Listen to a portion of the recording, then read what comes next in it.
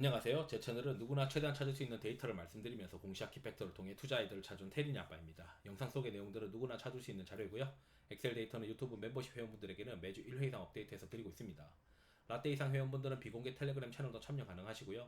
엑셀 다운로드 링크와 비공개 텔레그램 채널 주소 링크는 멤버십 회원용 유튜브 커뮤니티 게시글에 올려드리고 있습니다. 영상 보시고 구독, 좋아요, 알람 설정 부탁드리겠습니다. 저는 이제 반도체는 메인으로 최선호 비중은 아닙니다.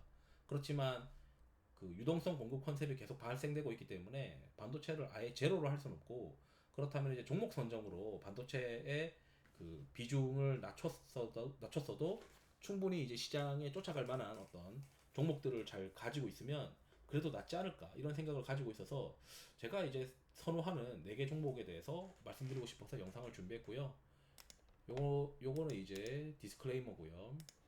자, 이게 제가 장 마감하면 매번 뽑아보는 상대 강도인데, 여기에 이제 한 6, 70개에 해당하는 업종 중에서 지금 반도체가 들어오고 있지 못해요. 그러니까 20% 상위 20%를 뽑고 있는데 지금 반도체가 없는 게 좀 아쉽긴 하죠. 그래서 이제 이거를 메인으로 가져가지 못하고 요즘은 이제 산업재, 뭐 밸류업 이런 것들을 제가 좀 더 선호하는데, 그래도 이제 수급이 꾸준히 이제 반도체에서 발생을 하고 있는 모습을 보고 있기 때문에 이 주력 이제 유동성 공급 컨셉에서 반도체를 아예 제로로 할 수는 없는 거예요. 저는 이걸 다 들고 가야 된다라고 생각하는 사람이니까 골고루 가지고 있되 비중만 좀 차이가 있을 뿐이죠. 그래서 이제 반도체를 가지고 있는다면 어떤 걸 가지고 있는 게 좋을까라고 이제 고민했을 때, 저는 이제 여기 이제 4개 종목이 다 빈집이다. 그래서 리노공업, 유진테크, PSK 홀딩스, 이스페타시스를 선호하는데, 이 종목 4개에 대해서 간단하게 우리가 살펴보도록 하겠습니다. 유진테크도 이제 빈집이고, PSK 홀딩스도 오늘 이제 급등했음에도 불구하고 빈집이에요. 이스페타시스도 빈집이다 라고 좀 생각을 하고 있습니다. 우선 유진테크 보기 전에 이제 리노공업부터 볼 텐데, 리노공업의 이 유진 투자증권 보고서를 보게 되면 이게 인입 보고서고, 그리고 키움 거를 보게 되면 이 텍스트를 좀 보시면 돼요. 이 텍스트를 보면 2분기 실적은 크게 좋지 않다. 그러다 보니까 주가가 최근에 계속 흘러내렸던 거예요. 그래서 이제 온디바이스 관련해서 태초마을까지 왔다가 이제 3분기부터는 그래도 좋아질 거다라고 하는 뉴스가, 이거 뉴스란다. 여기 이제 3분기부터 좋아질 거라고 하는 보고서 내용이 있습니다. 그래서 이 내용이 지금 대부분의 이제 애널리스트들이 비슷비슷한 내용을 가진 수익 추정치가 있어요. 그래서 키움에서도 영업이익이 3분기부터 QOQ로 크게 반등하고 영업이익률도 좀 개선된다라는 식으로 썼는데, 이제 키움은 좀 보수적으로 썼고, 유진 같은 경우는 영업이익률을 66%를 썼어요. 그리고 영업이익을 590억으로 썼고, 이게 정말 어떻게 이제 3분기가 나올지 모르겠으나 일단 텍스트를 조합해서 몇 개 보고서를 보게 되면 2분기 실적은 그렇게 대단하진 않으나 3분기부터는 확실히 좋아질 것이다. 그게 이제 성수기, 스마트폰 수요 성수기도 있고, 차량용 반도체도 재고도 많이 떨어졌고, AI 가속기 신제품 효과도 있고, HBM 관련된 신규 사업도 기대되기 때문에 리노공업이 가장 지금 최선호의 어떤 3분기 이익 모멘텀이 있지 않겠냐, 이렇게 이제 말씀하는 거죠. 그리고 이제 제가 기대하고 있는 게 뭐냐면 2024년 대비해서 2025년도에 더 이제 증가할 수 있다라고 저는 생각을 하거든요.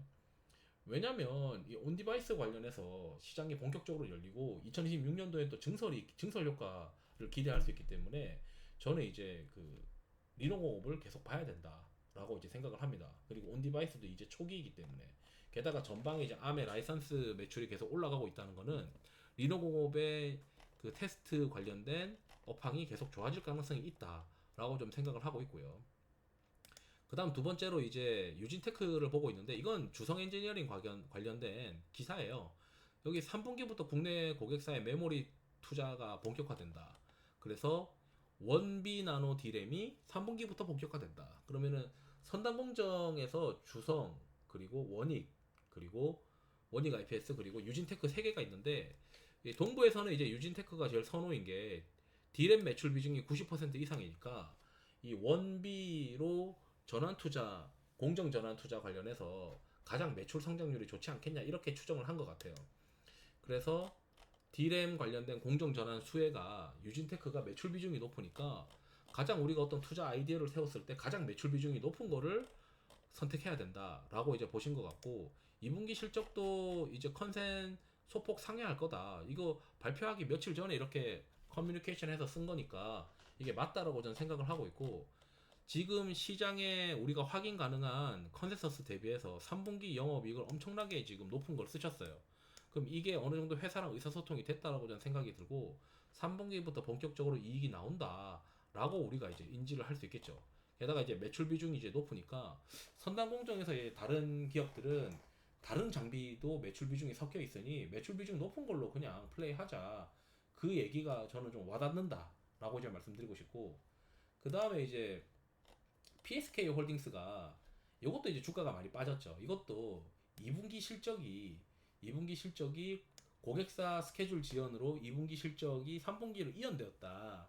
이러다 보니까 이제 2분기 실적이 기대 이하다라고 하면서 주가가 흘러내렸어요. 그러다 보니까 이제 2분기 실적이 발표할 때가 됐죠. 그럼 시장에서는 야, 2분기 실적 발표하면 악재 해소잖아, 미리 사놓자, 2분기 실적 발표하기 전에 사고 실적 발표하면서 사자, 어차피 이 회사 계속 고객사 HBM 생산 능력 늘리게 되면 더 증가하게 될 거다, 장비 수요가. 거기에 얘는 지금 고객사가 다변화되어 있고, 삼성도 들어가고 하이닉스도 들어가고 마이크론도 들어가는데, 게다가 이제 지금 이 매출 비중도, 전년 대비 이제 실적이 80% 이상 성장하는 HBM 관련주가 PSK 홀딩스밖에 없지 않냐. 밸류도 싸다. 그래서 요즘 이제 그 최근에 실적 발표하면서 악재 해소의 개념으로 들이대고 있는 종목 중에서 PSK 홀딩스는 꽤 가시성이 높은 종목군이다. 실적이 돌아설 수 있는 가시성이 높은 종목군이다, 라고 생각을 합니다.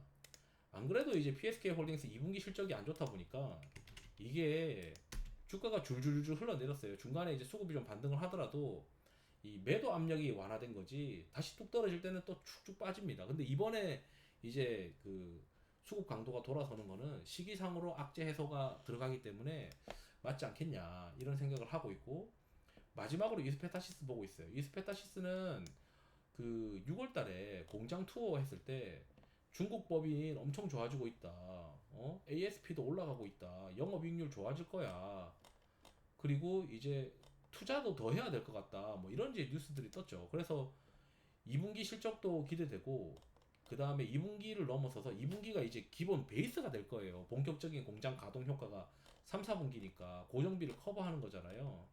그래서 이 OP 마진이 2분기가 어느 정도 바텀을 찍어주고 3분기, 4분기 계속 좋아지는 그림이기 때문에, 시장에서는 이제 이스페타시스가 본격적으로 영업이익률이 좋아지는 그림을 기대하고 있는 와중이어서, 이스페타시스가 2분기 실적 발표가 시장에서 많이 기대를 하고 있는 것 같다, 이렇게 이제 말씀드릴 수 있겠네요. 그래서 제가 봤을 때는 하나는 전공정, 하나는 후공정, 하나는 온디바이스, 하나는 PCB, 그렇게 해서 기판이나 이런 걸로 하게 되면, 야, 이게 나름 좀 골고루 제일 매력 있는 반도체들을 좀 선정한 게 아닐까?